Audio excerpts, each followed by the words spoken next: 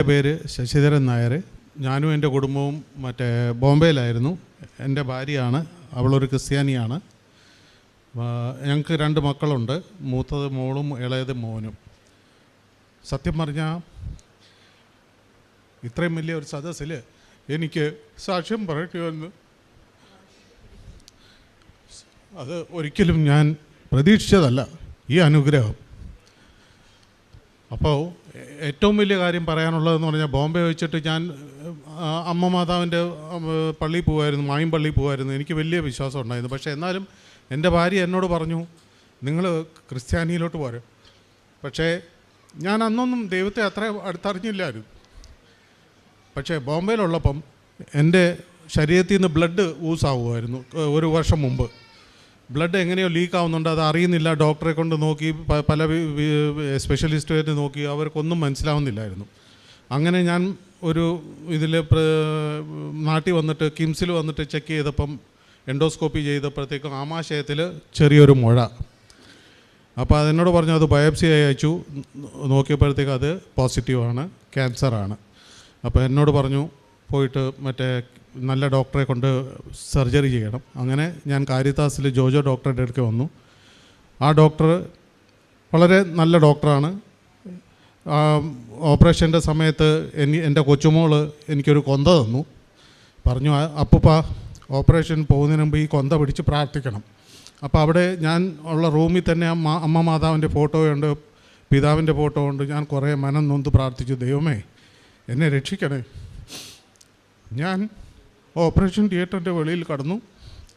എന്തോ എനിക്കറിയില്ല, ഒരു ശക്തി, ഞാൻ അറിയാതെ ഉറങ്ങിപ്പോയി. കണ്ണ് തുറന്നപ്പോഴത്തേക്കും ഞാൻ ICUവിലാണ്. ഡോക്ടർ എന്നോട് വന്ന് പറഞ്ഞു, Nair, it was A wonderful operation. എന്തോ ദൈവാനുഗ്രഹം കൊണ്ട് അതെല്ലാം ഇതായി. പിന്നെ എന്നോട് പറഞ്ഞു, 1-2 കൺസൾട്ടേഷൻ കഴിഞ്ഞപ്പോൾ എന്നോട് പറഞ്ഞു, ഇമ്മീഡിയറ്റ് ആയിട്ട് കീമോയും റേഡിയേഷനും ചെയ്യണമെന്ന് പറഞ്ഞു. അപ്പം ഞാൻ മനസ്സിൽ വിചാരിച്ചു, ദൈവമേ എന്നെ ഒന്ന് രക്ഷിക്കണേ. അങ്ങനെയാണ് എൻ്റെ മരുമകൻ്റെ അമ്മ എനിക്ക് വേണ്ടി ഉടമ്പടി എടുത്തു. ഇതുമാതിരി എൻ്റെ അസുഖം മാറണമെന്ന് പറഞ്ഞ് ഉടമ്പടി എടുത്ത്, അങ്ങനെ ഞങ്ങളിവിടെ വരാൻ യോഗം ഉണ്ടായി. ഇവിടെ അമ്മയുടെ അടുക്ക വരാൻ യോഗം ഉണ്ടായി. അങ്ങനെ വന്ന് അച്ഛനെ കാണാനും, അച്ഛൻ എൻ്റെ ശരീരത്തിൽ തൊട്ട് അനുഗ്രഹം തന്നു. നിൻ്റെ മകനെ, നിൻ്റെ അസുഖം ഇതോടുകൂടി മാറിപ്പോയി. ആ ഒരു ക്ഷണത്തിൽ എന്തോ ഒരു ചെറിയൊരു ശക്തി എൻ്റെ ദേഹത്ത് വന്നു. ഞാൻ ഇമ്മീഡിയറ്റ്ലി ഇത് പോയി. ഞാൻ കീമോയും ചെയ്തില്ല, റേഡിയേഷനും ചെയ്തില്ല. ഇപ്പം എന്നോട് ഫെബ്രുവരി ചെയ്യാൻ പറഞ്ഞാണ്. ഞാനിപ്പം ഇത്രയും 5-6 മാസമായി. ഞാൻ പൂർണ്ണ ആരോഗ്യവാനാണ്, എനിക്കൊരു യാതൊരു കുഴപ്പമില്ല, നോർമൽ ആൾക്കാരുമാതിരി ഞാൻ ജീവിക്കുന്നു. ദൈവത്തിന് സ്തോത്രം.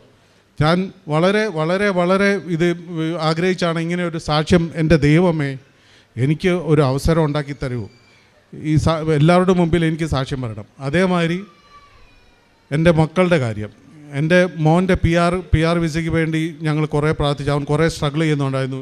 എൻ്റെ ഭാര്യ ഉടമ്പടി എടുത്തതിൻ്റെ 3-ാം നാൾ അവന് PR കിട്ടി. കാനഡയിൽ അവൻ PR കിട്ടി 3-ാം നാൾ. അത് കഴിഞ്ഞ് എൻ്റെ മോളുടെ കാര്യത്തെപ്പറ്റി ഞാൻ പറഞ്ഞിരുന്നു. ഞങ്ങൾ നിയോഗത്തിലുണ്ടായിരുന്നു. അവൾക്കും മറ്റന്നാൾ അവൾ പറക്കുവാണ് ന്യൂസിലാൻഡിലേക്ക്, അവളുടെ ഫാമിലിയായിട്ട്. അങ്ങനെ എല്ലാ കാര്യങ്ങളും എൻ്റെ അമ്മ ഓരോന്നോരോന്നായിട്ട് ഇങ്ങനെ സാധിച്ചു തരുമായിരുന്നു. നിമിഷം കൊണ്ട്, ഓരോ നിമിഷം കൊണ്ട്, ഞാൻ അറിയിക്കാത്ത പോലും, ചില സമയത്ത് ഞാൻ അറിയിക്കാത്തത് പോലും എൻ്റെ അമ്മ എനിക്ക് സാക്ഷ്യം തന്നു, ഇത് ചെയ്തു തന്നു. അതേമാതിരി എൻ്റെ കാലിൽ അവിടെ ഇവിടെയൊക്കെ ചൊറിഞ്ഞു പൊട്ടുന്നുണ്ടായിരുന്നു. അമ്മയുടെ തൈലം പുരട്ടി 2 ദിവസം കൊണ്ട് ആ ചൊറിച്ചിൽ എവിടെ പോയെന്ന് എനിക്കൊരു ഇതുമില്ല. അങ്ങനെ ഒരു ഇത് ദൈവത്തിന്, ഞാൻ പറഞ്ഞില്ലേ, എനിക്ക് വളരെയേറെ നന്ദിയുണ്ട് ദൈവത്തിനോട്, വളരെയേറെ നന്ദിയുണ്ട് എൻ്റെ മക്കളുടെയും. അതേമാതിരി എനിക്കൊരു നാട്ടിൽ ഞങ്ങൾ വന്നിട്ട് ഇവിടെ ഒരു വീടിന് വേണ്ടി ഞങ്ങൾ ഇത് ചെയ്യുന്നുണ്ടായിരുന്നു.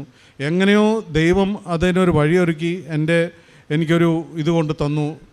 എന്ന് പറഞ്ഞാൽ 2 വർഷം കൊണ്ട് നീ കുറേശ്ശെ അടച്ചു തീർത്താൽ മതി, നിനക്ക് എൻ്റെ വീട് ഞാൻ തരാമെന്ന് പറഞ്ഞ്, അങ്ങനെ എനിക്കൊരു ആ ഒരു പ്രതീക്ഷയും ദൈവം എനിക്ക് തന്നു. നന്ദി, വളരെ നന്ദി.